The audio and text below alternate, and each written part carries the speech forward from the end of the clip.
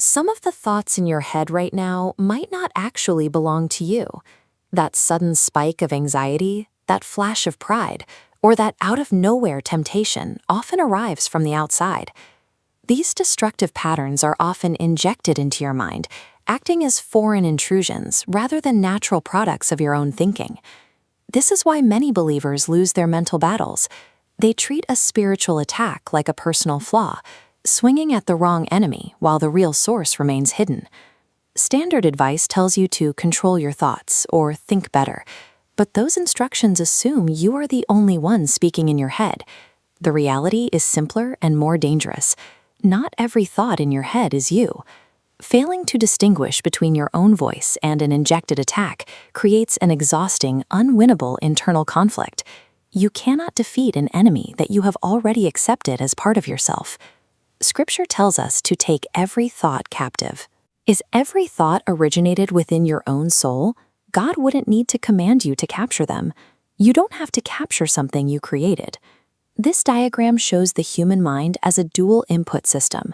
The central node receives signals from internal pathways, but is also susceptible to foreign pathways entering from the outside.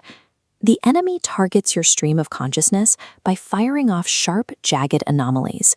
You experience them as random flashes of fear, sudden urges to compare yourself to others, or dark imaginations. This tactic relies on camouflage. The attack succeeds when you assume these disruptions are a natural occurrence from your own brain. This triggers a reflex where you identify with the attack. You feel the fear and assume you are an anxious person. You experience the struggle and decide it is just your personality. Accepting a foreign thought as a personal identity trait is like a soldier carrying a weapon designed to destroy them. It turns the mind into a battlefield where the victim is unknowingly protecting the enemy's tools. A stronghold is the result of failing to fight off a foreign thought early enough. It is a practical consequence of entertaining an intruder. We can trace the life cycle of a stronghold here. It begins as a single, isolated geometric node, a fleeting thought. As you entertain it, it duplicates and links together through mental repetition. Eventually, the structure hardens, settling into the subconscious as a foundational belief system. At this hardened stage, the thought functions as a permanent filter. It dictates how you see yourself, and your family, and your future. This is why many believers face the same mental cycles for years. The initial thoughts were allowed to sink into the subconscious, instead of being pulled down the moment they arrived. By this point, isolated daily thoughts have evolved into entrenched patterns of deception. You aren't just fighting a single idea.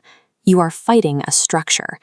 Reclaiming the mind requires moving from a victim's question, "Why do I think like this?" to an authoritative one, "Where did this come from?"